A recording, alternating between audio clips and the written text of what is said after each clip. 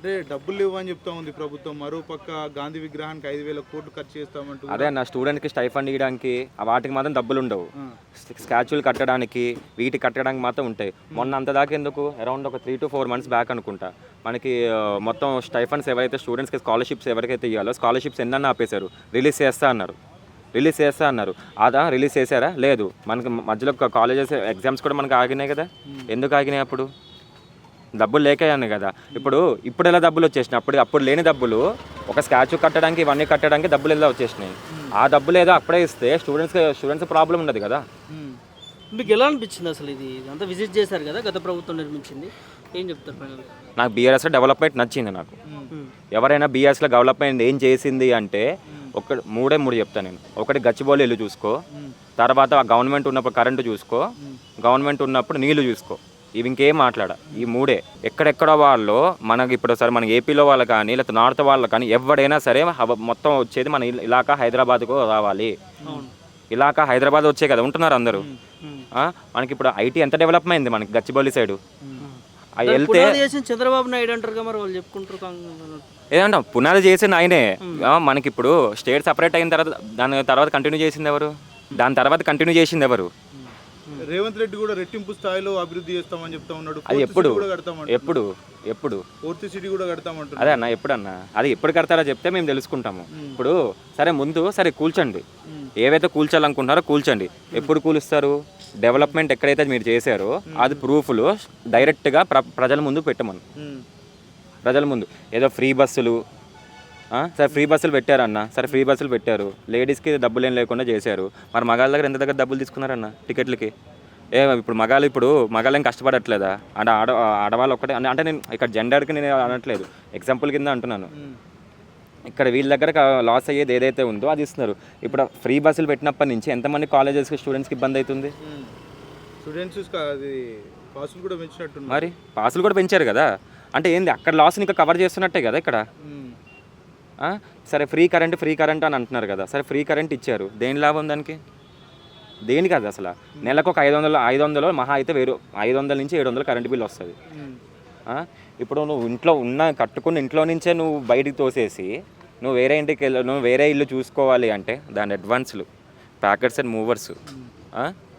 నువ్వు ఎక్కడో ఇల్లు ఇస్తా నీకు కంపెన్సేషన్ ఇస్తా అంటే నీ అకౌంట్లో పైసలు లేనిది నువ్వు ఎక్కడి నుంచి తీసుకొస్తావు? ఆ పైసలే ఉంటే నువ్వు డెవలప్ మీద పెట్టుకో. అంటే చాలామంది లోన్లు పెట్టుకొని కళ్ళలు కానీ అపార్ట్మెంట్లో ఫ్లాట్. అదే అన్న సరే అన్న పని చేయండి, కూల్చేయండి. ఆ లోన్కి ఏదైతే ఉందో మాకొద్దు.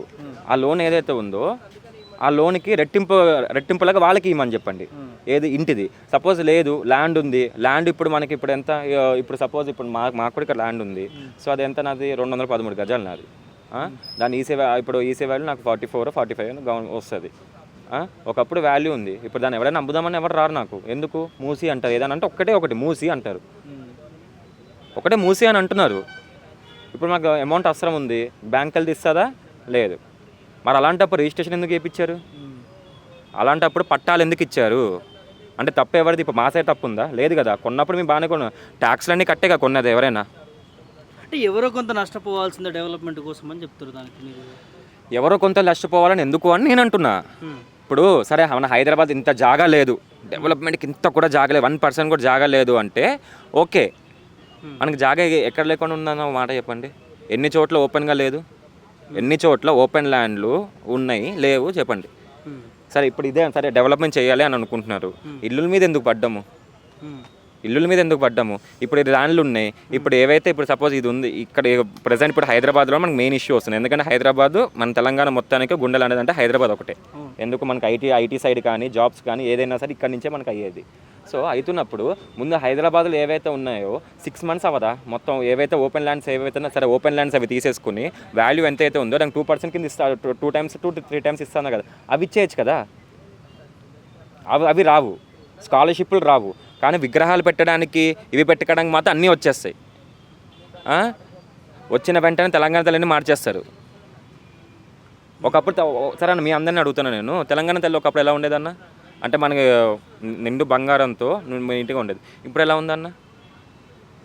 ఇప్పుడు ఎలా ఉంది అంటే మనకి తెలంగాణ వాళ్ళకి అసలు ఏమీ లేవు ఇది అది అన్న. ఇప్పటికి కొంతమంది ఉన్నారన్న ఏంది మా తాతల కాలంలో మా తాతలందరూ మేము కాంగ్రెస్కే ఉన్నాము, వాళ్ళు ఏం చేసినా సరే కాంగ్రెస్కి వేస్తాము అని. అలాంటి వాళ్ళు ఉన్నంతసేపు ఎవరు బాగుపడ్డాను ఇక్కడ, అలాంటి వాళ్ళు ఉన్నంతసేపు ఎవరు బాగుపడ్డు. ఇప్పుడు గట్టిగా చెప్తున్నా, ఇది ఇప్పుడు మేమందరం మాట్లాడినంత మాత్రాన మారుతుందని చెప్పి నాకు ఇంత కూడా నమ్మకం లేదు. మరి ఎక్కడ మార్పు రావాలంటారు? అన్న మార్పు ఎక్కడైనా రావాలంటే ముందు మన నుంచి రావాలన్న, నా ఒపీనియన్ అయితే అదే. ఇప్పుడు మొన్న మనకి జూబ్లీస్ ఎలక్షన్స్ అయినాయి, అంతా ఓపెన్గా చెప్పాడు కాంగ్రెస్ పార్టీ అంటేనే కేర్ ఆఫ్ ముస్లిం పార్టీ అని. నేను ఇక్కడ ముస్లిమ్స్కి సపోర్ట్ చేస్తాను, ఇది సపోర్ట్ చేస్తాను అది అలా అనట్లేదు.